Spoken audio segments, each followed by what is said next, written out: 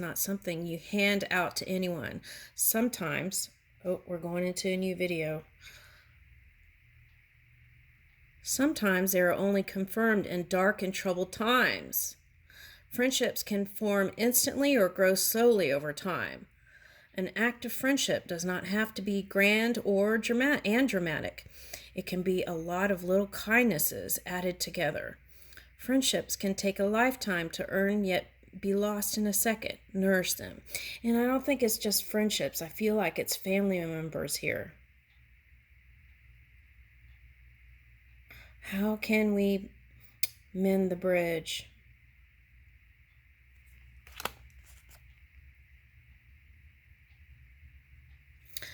In war, the victorious strategist only seeks battle after the victory has been won, whereas he who is destined to defeat first fights and afterwards looks for victory.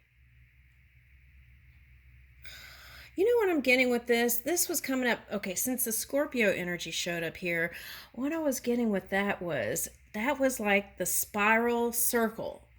It's like the microcosmos to the macrocosmos. So what humans were doing in their everyday lives was showing up in a big way, and that could even show up as war in the world, anywhere in the world.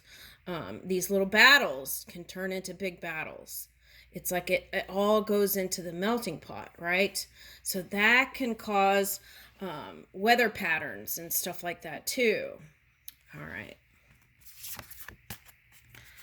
Expect the best, but prepare for the worst.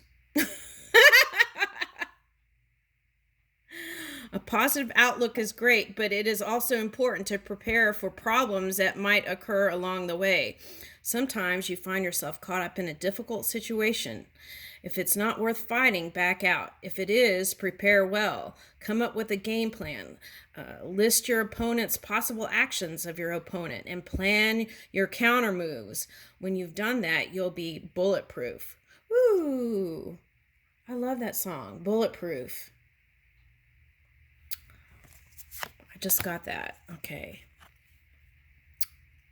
Sun Tzu said, "The clever combatant looks to the effect of combined energy and does not require too much from individuals, hence his ability to pick out the right men and utilize combined energy." I think I already read that, didn't we? Are there some same cards here? Okay, so it's coming up twice, so... All right, what is this? "The general who advances without coveting fame and retreats without fearing disgrace." See, that's what I was getting, like ego energy. Okay, "the general who advances without coveting fame and retreats without fearing disgrace, whose only thought is to protect his country and do good service for his sovereign, is the jewel of the kingdom." Woo!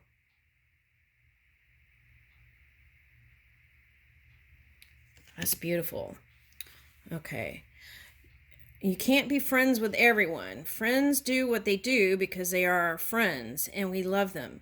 They do it because they know it is the right thing to do. But while some people can be our friends, others cannot. The difference is that friends can be inconvenient, annoying, troublesome, expensive, and taxing, but we will forgive them. So that's the thing. Whatever this contrasting energy, right, or crossing energy, it's like you have to forgive them, even if what they did wasn't all that great, right? And you don't have to forget it like an elephant, okay? You may be sensitive about it, but the key is to forgive self and others. And that way, whatever your outcome is and whatever you're building on, the money can flow in. You know, abundance isn't just money. It's all kinds of things. So whatever we're doing, even if we're in the midst of a battle, we still free ourselves. And that's how we free ourselves from entanglement. Okay. All right, so there's that. Okay, so for some of you, this was family, not friendships, or your tribe, not family. Okay. All right, I got that. Let's end with one of these. All right, let's see here.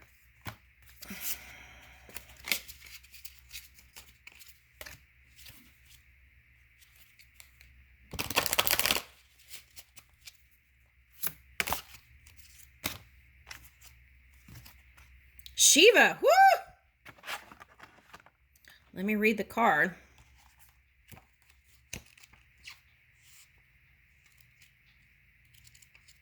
So that could go with that what is that? Pluto energy. That those tower thing, it could have been Pluto energy, right?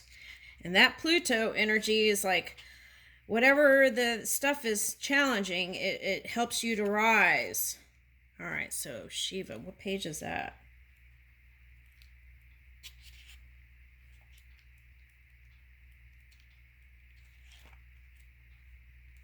Alphabetical order? Okay. All right, let's see. Here it is. Okay. Dance away any old beliefs that burden you. Defy and destroy what stands in your way to happiness and enlightenment. And it doesn't have to be destruction, it could just be cutting it out, right? Okay. And so defy and release what stands in your way to happiness and enlightenment. Now, the Lord Shiva comes dancing into our earthly plane in many forms and has many faces, but it is his role as Shiva the destroyer that we will examine here. Shiva is the third aspect of Hindu Trinity. Brahma is the creator and Vishnu is the preserver. While some fear the idea of destruction, it is important to see this action as part of the natural continuing cycle of all things. And it may be unnatural. All right. While some fear the idea of destruction, it is important to see the action as part of a natural continuing cycle of all things, and in some ways a relief from the burden of suffering. Or some, it's the cause of suffering, isn't it? All right, so gotta take a assess that. Okay, there is nothing extra with Shiva. All that is not real is destroyed. Yet there is an essential masculine energy left for his connection with Parvati. Oh, we said that, masculine energy. Okay. Parvati, his wife. Shiva is often pictured stepping on the demon of ignorance. Yes. As he disassembles what is not needed. By letting go of old beliefs and false identities, we become freer and in the end more enlightened. Okay, so now I picked that up the other night, and it was a passage in the Bhagavad Gita. And it said that if an old man retires and they're in the middle of fighting something, right? They still have that distortion or the warring in the mind, right? The knowledge. So that can still go into the melting pot of creation. So they would have to purify and kind of align and purge that energy to really be free, even if they retired from war right now. Okay, so that came up. Okay, so that's interesting. Okay, by letting go of old beliefs and false identities, we become freer and in the end more enlightened. If Shiva has entered your life, you may need to disrupt or get rid of something that is not working. Yes, and is holding you back. Negative thoughts, insecurities, and having little faith in yourself could be stopping you from achieving something you want. And I feel like that's what this whole reading is. It may be time to destroy those ideas and rebalance yourself again. Yes. Oh my gosh, that's exactly what this reading is. The balancing card came right after this one. Okay. All right, lessons from Shiva. Okay, here we go. Shiva worshippers in India are among the most wild-looking of all yogis, covered in ash and with ungroomed hair. If you ever visit India, you can see them tending their sacred fires. Okay. Shadow side.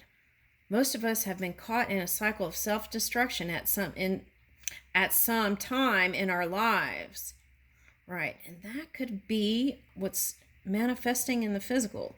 It may have been as harmless as a pattern of procrastination, or it may have been worse, substance addiction or associating with people who are not good for us.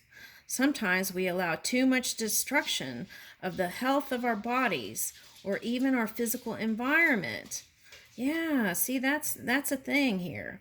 Pay attention to where in your life destructiveness may be playing its part and destroy only which is unneeded.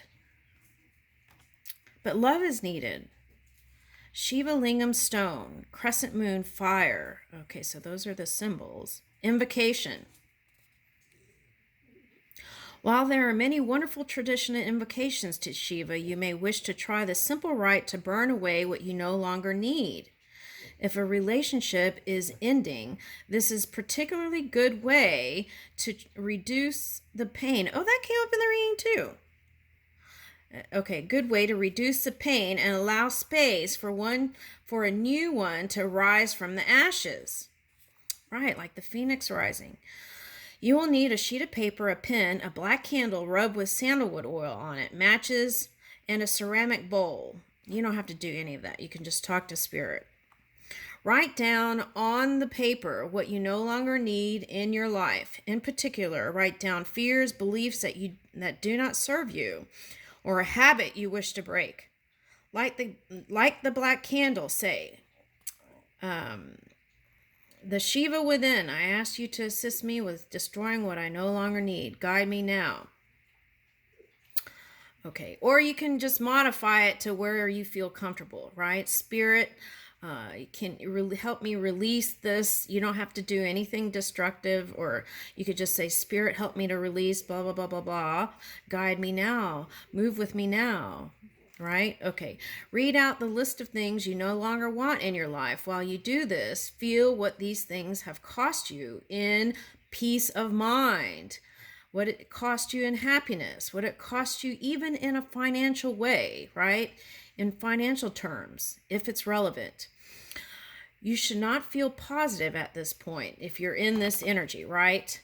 Know that this is the burden that these things hold on your body, mind, and spirit. It is now time for Shiva to help you release these things once and for all.